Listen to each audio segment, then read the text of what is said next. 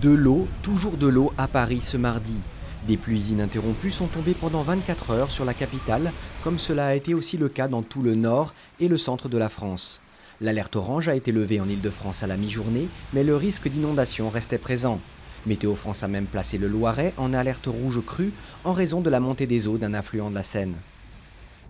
Inauguration de la Cité du Vin à Bordeaux. François Hollande est venu découvrir le nouvel emblème culturel et architectural de la ville qui se veut la capitale mondiale du vin. Cette visite, en compagnie du maire Alain Juppé, a été scrutée par les médias, à l'affût des déclarations et des bons mots échangés entre les deux hommes, possibles adversaires de la présidentielle de 2017. Simone Gbagbo de nouveau devant les juges. L'ancienne première dame de Côte d'Ivoire a commencé à comparaître, notamment pour crimes contre l'humanité, pendant la crise post-électorale de 2010-2011.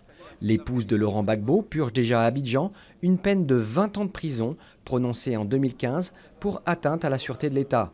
Ce nouveau procès devrait durer un mois.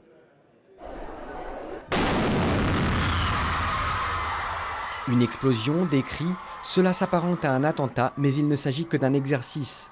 À 10 jours de l'ouverture de l'Euro 2016, plus de 500 figurants, secouristes et policiers ont simulé des attentats dans et aux abords du Stade de France pour tester la coordination des forces d'intervention.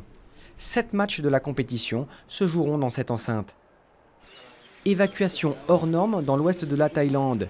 Des dizaines de tigres ont commencé à être évacués lundi du très touristique Temple aux Tigres. Après des années de controverses, les autorités ont décidé de saisir les félins des moines de ce temple pour cause de mauvais traitements.